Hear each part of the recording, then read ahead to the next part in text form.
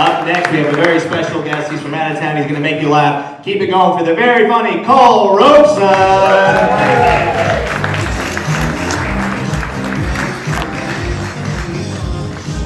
How are we doing tonight, guys? Good?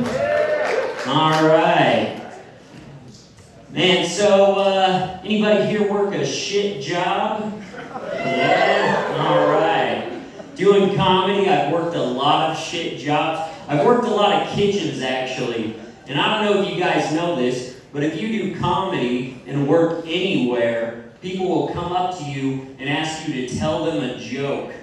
And one time, these coworkers came up to me and they said, "Hey, why don't you tell us a joke?" And I wanted to come up with something off the top of my head, you know? And all that was next to me was this big box of walnuts, and it said walnuts in big bold letters across it. So I said, what do you call it when a guy puts the wrong body part into a glory hole?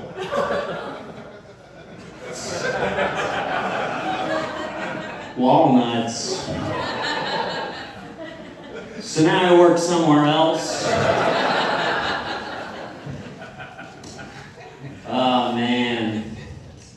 Yeah, no, doing comedy, though, comedy's great. And, yeah, so I'm from Oregon, and that's a lot of fun. Usually, back home when they would bring me up, they would say, "He's a finalist in the Oregon Comedy Competition. Please give it up for Cole Robeson." And that was cool, because I was a finalist in the Oregon Comedy Competition, which is my best credit. And, you know, it was a cool competition. The preliminaries were in my hometown, and I won those. That was cool. We all performed. They announced third and second, and they said, "And by a landslide, Cole Robeson." And that was really cool. Then we went to the finals, and they announced third and second, and they said, "And by a landslide." And I thought, landslide's going to be a pretty cool nickname. And they said some other guy. Finalist in the Oregon Comedy Competition is really just the nicest way of saying, I lost the Oregon Comedy Competition. If I won, they would say that. If I got fourth, they would say that. But I was curious, you know, I really wanted to know where I placed, so I went up to the guy who organized the event and I said, "Hey, so just out of curiosity, where did I place?" And he went, He said I wouldn't worry about it. So I worry about that every day. Doing comedy, I got to work a lot of shit jobs. I wasn't very good in school. Like in elementary school, sometimes the teacher would teach us words that had two different pronunciations, and I liked neither of them.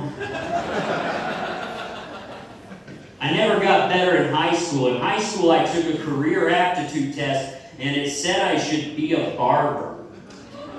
I don't know if you guys know why that's bad. This test tested me on my knowledge of reading, writing, and arithmetic.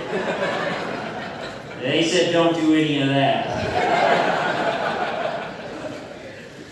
I don't think I could really even be a barber, though. Like, I can't keep up with shampoo these days. I used to use a 2-in-1 shampoo, and I thought I was, like, better than everyone else. And then I walked through the store and I started seeing 3-in-1 shampoos and 4-in-1 shampoos. I just skipped all that. Now I shower with all-purpose cleaner. I can take a shower, clean my bathroom, and brush my teeth without the bottle leaving my hand. But it makes me wonder, you know, like, what would I be good at for a job? Like, what could I do for a job? I think I'd be really good at being the guy that writes instructions for things that don't need instructions. Like, I don't know if you've noticed this, but if you look at a ladder, any ladder, there's instructions on the side of it telling you how to use it. And they make it way too complicated. I'd make it way simpler. I would just say, step 1 is the first step. and so on. I also got instructions on how to make scrambled eggs. This is how I make scrambled eggs. First, I like to start off by trying to make any other kind of egg.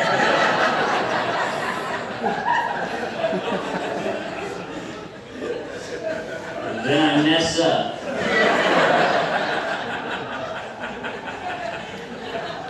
Man, there's things I want to do outside of work, like things that I want to get done that's not my job. Like, I want to open up an aquarium and put a dentist in the lobby. I want to build an observatory and point it at another observatory. See how they like it. But man, yeah, I'm new to Utah, and honestly, I'm excited for summer. I don't know how you guys feel. You guys excited for summer? Yeah. I'm excited for summer mostly because I like Hawaiian shirts. And I don't know if it's because they're made in Hawaii, they make me feel like I'm in Hawaii, which is actually also why I like the shirt I'm wearing right now, is it makes me feel like I'm in Pakistan. A lot of good memories in this shirt. Oh man. But I've been handling the snow okay. I got a snow blower, and that's cool. But I was scared to take the snow blower out for the first time. Because I don't know if you guys know this, but if you have a snow blower, you immediately feel this moral obligation to do all your neighbors' driveways. I just waited for Christmas and gave it to my neighbor. All right. But I'm going to let a cat out of the bag. Comedy doesn't always go well. Like, I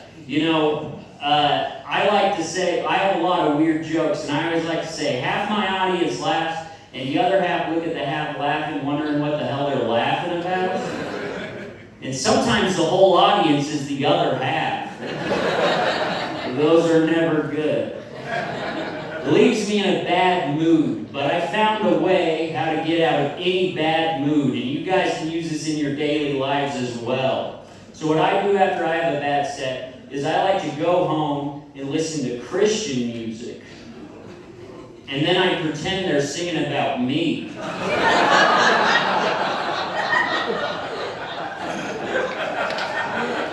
Try it out sometime. People say, how do you have the guts to get up here and talk in front of so many people? It's really not that hard after listening to How Great Is Our God. It's pretty easy. Oh, man. So one time my friend was grilling this grilled cheese sandwich. I don't do segues, by the way. I like to say it's part of my style, but I just don't know how to communicate with human beings. One time my friend was grilling this grilled cheese sandwich and he burned himself on the grill and he went, oh, fuck, fuck, fuck. And I didn't know what to say. I wanted to break the tension with something, but he burns himself and he goes, oh, fuck, fuck, fuck. So I just said, goose? I don't know if he got the joke or got mad at me because he started chasing me around the room. Alright.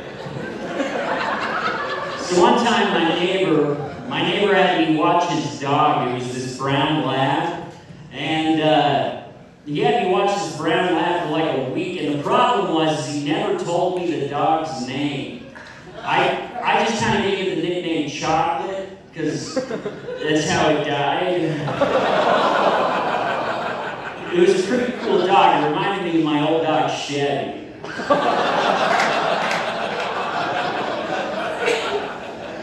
Alright.